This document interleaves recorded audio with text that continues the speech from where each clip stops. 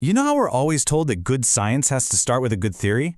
Well, what if that's completely backwards? Today, we're diving into a fascinating and pretty radical idea from a paper by Dupuva, Moscovichev, and Zalman that suggests the best path to discovery might actually be pure, simple randomness.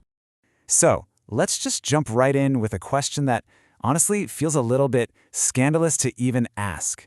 What if having a strong theory, the very thing we think makes a good scientist, actually makes you worse at your job? What if it actively leads you away from the truth? It's a wild idea, and it's at the absolute heart of what we're exploring today. Okay, so to really get what they're arguing, you got to put yourself in a scientist's shoes for a second. There is a literally infinite number of things you could possibly study, so the fundamental question is, where do you even begin? How do you choose what to do next? Well, for centuries, the greatest minds in the philosophy of science have given us a few main answers. You've got thinkers like Kuhn, who talked about confirmation, running experiments that you think will support your theory. Then there's Karl Popper's super famous idea of falsification, where you actively try to prove your own theory wrong. And others like Lakatos pushed for crucial experiments that are designed to be a showdown between two competing theories. But you see the pattern here, right? Every single one of these starts with the same assumption. You have a theory first, and that theory drives everything. So the big question is, how in the world do you test which of these legendary ideas is actually the best? I mean, it's not like you can just rerun the entire history of science as a controlled experiment, right? So instead, what these researchers did was kind of brilliant. They built a virtual laboratory. Think of it like The Sims, but for scientists, designed to pit all these different strategies against each other. So here's the setup in a nutshell. They created this really complex simulated world, and hidden inside it was the real way things worked, what they call the ground truth. And then they just unleashed these little AI agent scientists to go explore and try to figure it all out. Each little group of scientists was programmed to follow one of those classic strategies we just talked about. And let's just double down on that term, ground truth, because it is absolutely crucial. This is the ultimate scorecard. It isn't about what the scientists believe is true based on their limited data. No, it's the complete 100% objective reality of their little universe that they're trying to discover. All right, so let's meet our competing teams. You've got your traditionalist, the scientists programmed to follow the classic playbooks, confirming theories, falsifying them, or testing disagreements. You've got an explorer team, always looking for novelty. And then you have the wild card, the random team. These guys chose their experiments with like zero rhyme or reason. It is literally the scientific equivalent of closing your eyes and throwing a dart at a map. All right, the race is on. The simulation is running. These little AI scientists are collecting data, building their grand theories of everything. But here's where things get really, really interesting. The researchers looked at success in two completely different ways. And first, let's look at how the scientists thought they were doing from their own perspective. And you guys, this distinction is everything. On one hand, you have perceived success. Think of this as how well your theory explains the tiny little corner of the world you've actually bothered to look at. But on the other hand, you have actual success, and that's the big one. That's how well your theory explains the entire world, all the data you've seen plus all the data you haven't seen yet. And this is where the illusion starts to creep in. So from the scientist's own point of view, the results looked like a total slam dunk. Those classic theory-driven strategies, like confirmation, man, they look like they were just absolutely crushing it.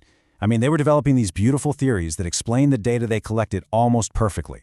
They were high-fiving each other, they thought they were winning, big time. So think about this.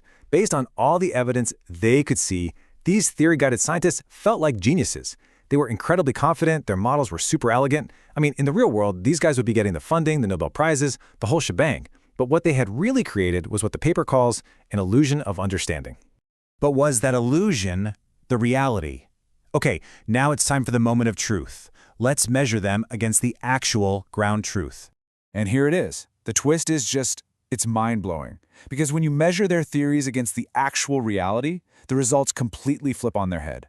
All those super confident, theory-driven scientists, turns out their theories were actually terrible at explaining the big picture. And the clear winner, the strategy that built the most accurate model of the entire world, by far, was the team choosing their experiments completely at random. And this quote from the paper just nails it. The theory-motivated scientists weren't just wrong, they were confidently wrong. They were so sure of themselves. And all they had really done was build these perfect, beautiful, precise theories about one tiny, totally unrepresentative corner of their universe. I mean, this is just incredible, right? So how is this even possible? How does a strategy that seems so, well, dumb, like just randomly picking things, how does that be these super sophisticated theory-driven approaches? Well, let's unpack the hidden trap that all the other scientists fell right into. It's this nasty little feedback loop. It goes like this. First, your theory tells you where to look. Okay, simple enough. But because of that, you only end up collecting data from this one very narrow slice of reality. And what happens next? Well, that narrow data, of course, perfectly confirms your narrow theory, which makes you feel brilliant. And boom, you're trapped. You're stuck in an echo chamber that you built yourself. And you have no idea just how much of the world you're completely missing. Okay, this chart right here basically reveals the secret sauce. So on one axis, you've got representativeness, which is just a fancy way of saying how much does your data actually look like the entire world. On the other axis, you've got diversity, like how different are your data points from each other. And just look, see how all the theory-driven methods are all bunched up in that corner? They're collecting really similar, totally unrepresentative data. But then look at randomness. It's hanging out right in that sweet spot, forcing the scientists to get a sample that's both diverse and representative. And that's the key to breaking out of the echo chamber. And listen, you might be thinking, okay, maybe this was just a fluke, a one-off thing. Nope, the researchers absolutely hammered this result. They ran 5 major experiments. They tweaked everything. They made the world more complex. They gave some scientists a head start with theories that were already pretty good. They changed the goals. And you know what? Every single time the result was exactly the same. Random experimentation always led to a better, more accurate picture of reality. Okay, so what's the big takeaway here? What do we do with this information? Because this is way more than just a cool computer simulation, right? This has some seriously profound implications for how we think about discovery itself. And not just in a science lab, but in our own lives too.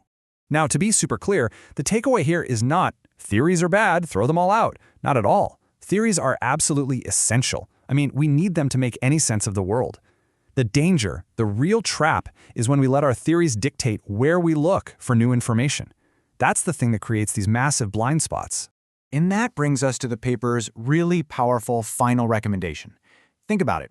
We already accept that randomization is the absolute gold standard within an experiment, right? Like you randomly assign people to a control group or a treatment group.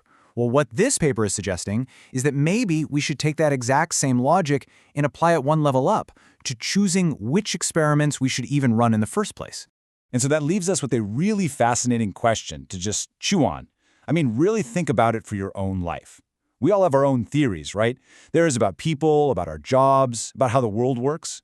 So the question is, where are you trapped in your own little echo chamber? Where could just a little bit of random, unbiased exploration, just trying something totally new for no good reason, open your eyes to a much, much bitter ground truth. What an incredible piece of research. It really, really makes you think. Hey, thanks so much for joining me for this. If you want to dive in and read the paper for yourself, the full source is right here on the screen. We'll see you next time.